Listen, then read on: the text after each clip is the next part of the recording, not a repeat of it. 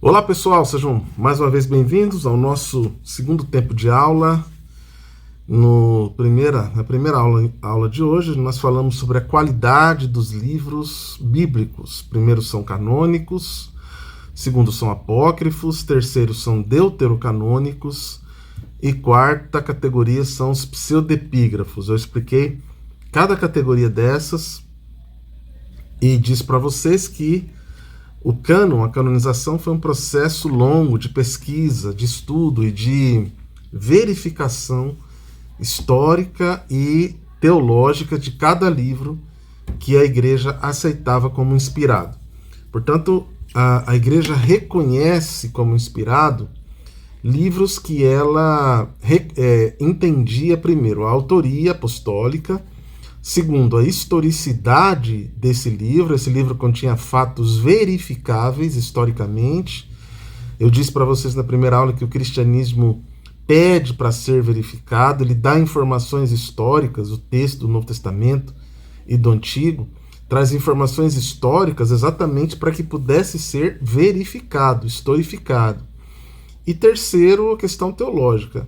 Era preciso ter unidade com os outros escritos apostólicos.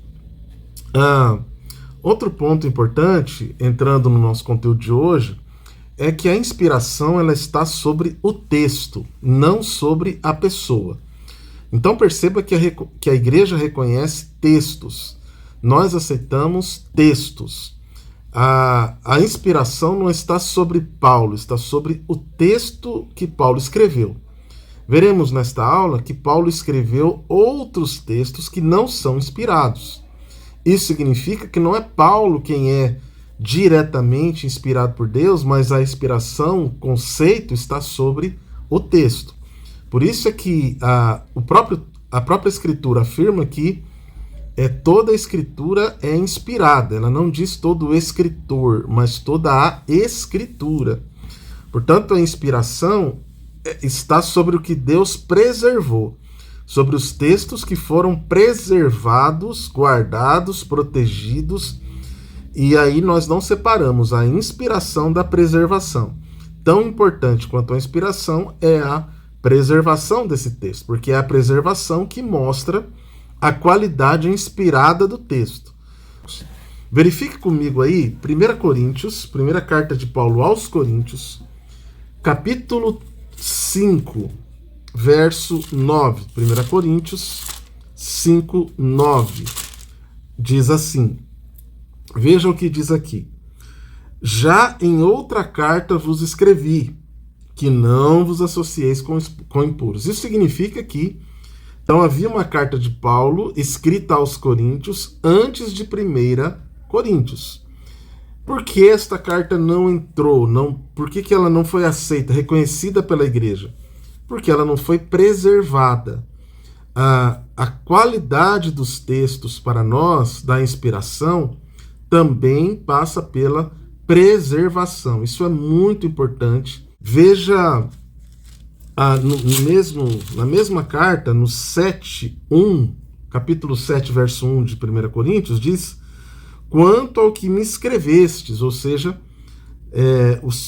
a igreja já mantinha ali cartas periódicas com o apóstolo Paulo e, bem possivelmente, muitas outras cartas aos Coríntios de autoria paulina nós temos, mas a que foi inspirada e igualmente preservada foi a de 1ª e 2ª. Colossenses 4, verso 4. Colossenses 4, 16. E olha que interessante, gente.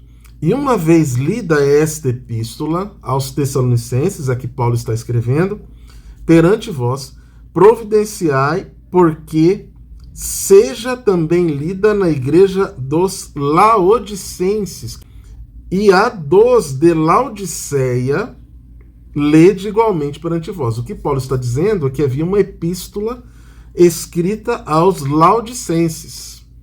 Da mesma forma que ele escreveu aos Tessalonicenses, ele havia escrito aos Laodicenses. Esta epístola aos Laodicenses, que foi inclusive lida na igreja de Tessalônica, não era uma carta inspirada porque não foi preservada. Olhem que coisa interessante. Efésios 3,3 diz: pois, segundo uma revelação, me foi dado conhecer o mistério, conforme escrevi há pouco resumidamente. Parece que há também uma carta anterior aos Efésios, escrita por Paulo. Veja Tito 1,12. Paulo diz assim: foi mesmo dentre vós um seu profeta que disse: cretenses, sempre mentirosos, feras terríveis, ventres preguiçosos. Veja o 13. Tal testemunho é exato. O que Paulo está fazendo aqui é citando um filósofo ateniense chamado Epimênides. Epimênides.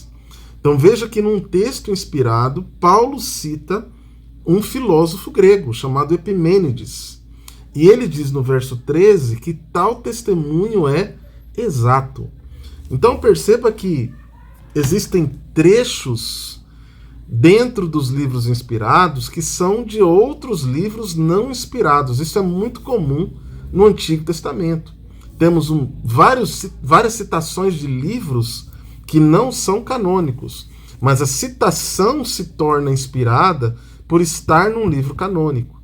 Paulo usa esse filósofo para defender o que está argumentando a Tito. Então, esta parte se torna inspirada. Então, para nós fecharmos, gente, o mais importante para a igreja era o testemunho, não necessariamente o autor, mas aquilo que ele estava testemunhando. E o fato para nós hoje não é só que esse texto é inspirado, mas que esse texto foi preservado. Isso significa que a inspiração não está sobre o autor, mas sobre o texto que este autor escreveu. Bons estudos para vocês. Até amanhã.